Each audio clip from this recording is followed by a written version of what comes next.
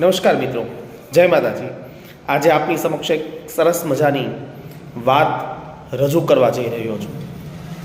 એક વખત એક શિક્ષક ક્લાસમાં વિદ્યાર્થીઓને ભણાવી રહ્યા હતા. ત્યારે ક્લાસમાં 2-3 વિદ્યાર્થીઓ એ વાતો કરી રહ્યા હતા, જેના કારણે સમગ્ર વિદ્યાર્થીઓને અને શિક્ષકને ભણાવવામાં થોડી ખલેલ પહોંચતી હતી.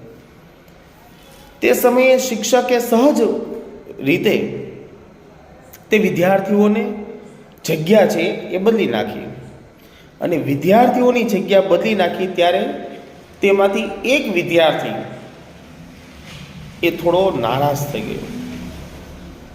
શિક્ષકને જગ્યા ન બદલવા માટે કહ્યું, પણ શિક્ષકે કીધું કે બેટા અહીંયા બેસી જા, અને વિદ્યાર્થી બેસી પણ ગયો. વિદ્યાર્થીઓને રજા પડી અને ઘરે એ વિદ્યાર્થી પહોંચ્યો. થોડું ખોટું લાગ્યું એટલે ઘરે શાંતિથી બેઠો હતો. એવા સમયે એના વાલીએ, વિદ્યાર્થીના પિતાશ્રીએ એ વિદ્યાર્થીને પ્રશ્ન પૂછ્યો કે બેટા તું કેમ આજે શાંતિથી બેઠો છો?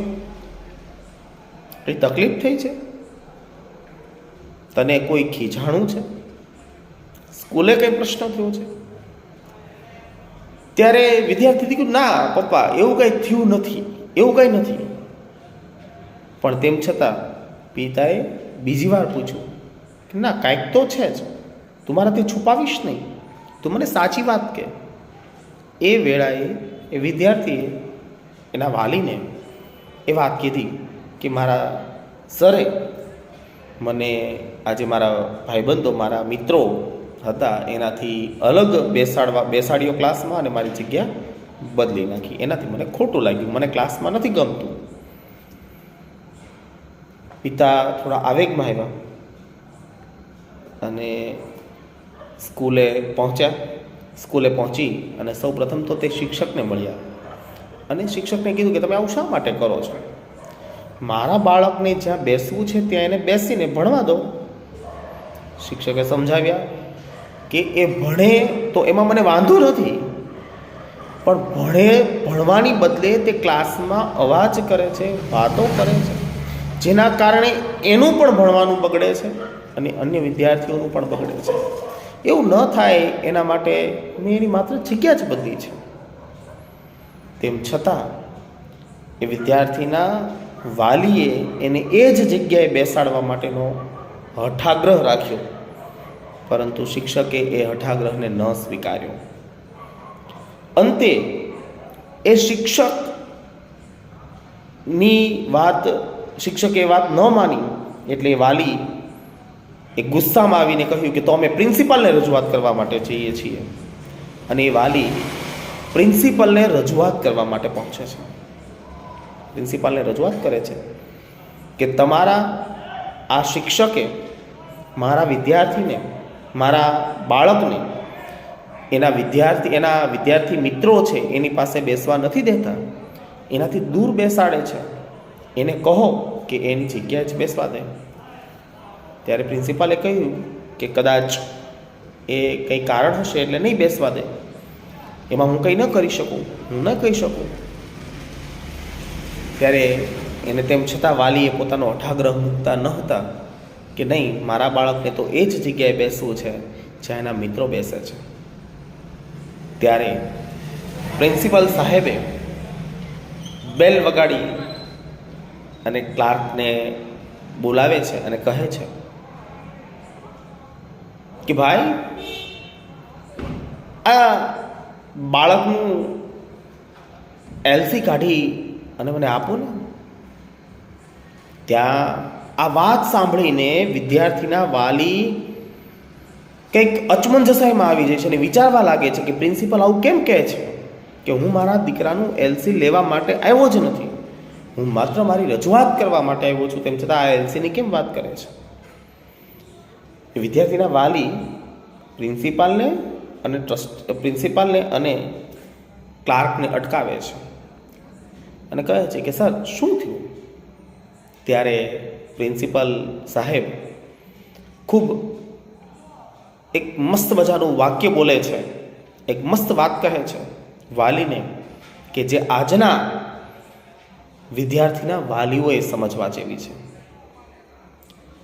અને એ વાત છે કે જે વિદ્યાર્થીને એને ભણાવનાર શિક્ષક પર શ્રદ્ધા ન હોય તો એ વિદ્યાર્થીને એ ક્લાસમાં ભણવાનો કોઈ જ અધિકાર નથી. અને જે વાલીને એના દીકરાને ભણાવનાર શિક્ષકો પર, એના દીકરા માટે મહેનત કરનાર શિક્ષકો પર જો વાલીઓને વિશ્વાસ ન હોય તો એના વાલીએ એ ક્લાસમાં કે એ સ્કૂલમાં ભણાવવાનો કોઈ જ અધિકાર નથી.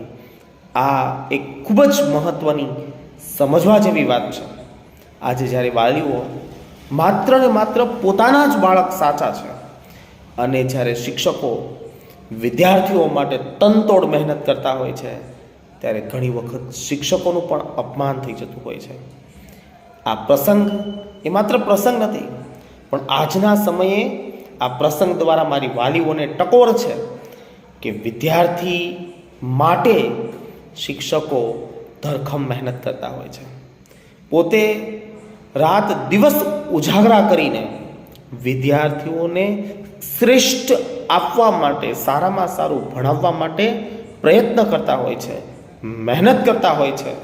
અને પુષ્કળ પ્રયત્ન અને મહેનત કરીને નત નવા ઉદાહરણો આપીને વિદ્યાર્થીઓને કન્ટેન્ટ સમજાવવાના પ્રયત્ન કરતા હોય છે. વિદ્યાર્થીઓમાં સંસ્કારોનું સિંચન કરવાના પ્રયત્ન કરતા હોય છે. ડિસિપ્લિનની સાથે સાથે સંસ્કારો અને એની સાથે સાથે આ જિંદગીમાં ખૂબ જ અમૂલ્ય શિક્ષણ શિક્ષકો જ્યારે આપતા હોય છે, ત્યારે આટલી મહેનત કરતા તમામ શિક્ષકો પર મારી તમામ વાલીઓને વિનંતી છે કે આવા તમામ શિક્ષકો, તમામ અધ્યાપકો પર વાલીગણે ખૂબ જ ઊંડાણપૂર્વક વિચાર કરીને વિશ્વાસ દાખવવો જોઈએ. અને જ્યારે પોતાના બાળકનું ઘડતર કરનાર શિક્ષકો છે એનું સન્માન કરવું જોઈએ.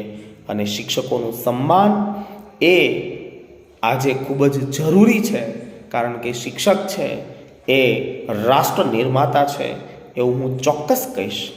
કારણ કે સમગ્ર રાષ્ટ્રમાં જે કંઈ પણ વિજ્ઞાન આગળ વધે છે, જે કંઈ પણ ટેકનોલોજી આગળ વધે છે, જે કંઈ પણ ડેવલપમેન્ટ થઈ રહ્યું છે, એના પાયાના પથ્થર સમા આજના શિક્ષકો, આજના અધ્યાપકો છે, જેનું સન્માન કરવું આપ સૌની ખૂબ જ જવાબદારી છે. એ નિભાવો એવી આશા અને અપેક્ષા સાથે જય માતાજી, જય જય ગરવી ગુજરાત, ભારત માતાની જય.